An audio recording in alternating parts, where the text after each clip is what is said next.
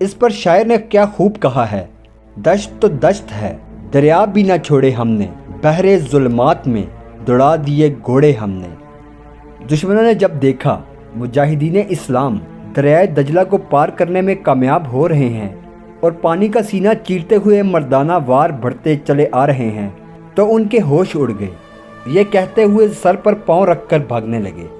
حضرت سعد بن ابی وقاص رضی اللہ عنہ جب میدان میں داخل ہوئے تو ہر طرف ہیبت ناک سناٹا چھایا ہوا تھا۔ کسریٰ کے پرشور محلات، دوسری بلند و بالا عمارات اور سرسبز و شاداب باغات اس عظیم الشان فتح کا اعلان کر رہی تھی۔ تمام صحابہ کرام اپنے محبوب آقا محمد مصطفیٰ صلی اللہ علیہ وآلہ وسلم پر اپنا تن من دھن سب کچھ فدا کرنے کے لیے ہمہ وقت تیار رہتے تھے۔ سرکار مدینہ محمد مصطفیٰ صلی اللہ علیہ وآلہ وسلم کی بارگاہ ناز میں حاضری سے قبل فدا کا ابی امی یعنی یا رسول اللہ صلی اللہ علیہ وآلہ وسلم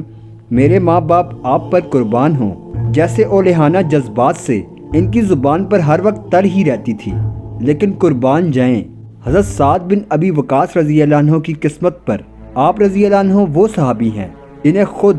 نبی کریم صلی اللہ علیہ وآلہ وسلم نے اپنی زبان حق سے ارشاد فرمایا، فدا کا ابی امی یعنی اے سعد تجھ پر میرے ماں باپ قربان۔ محسن کائنات صلی اللہ علیہ وآلہ وسلم نے جس ورافتگی اور شفقت اور پیار بھرے انداز سے ارشاد فرمایا، اس طرح کبھی کسی صحابی کو نہ فرمایا۔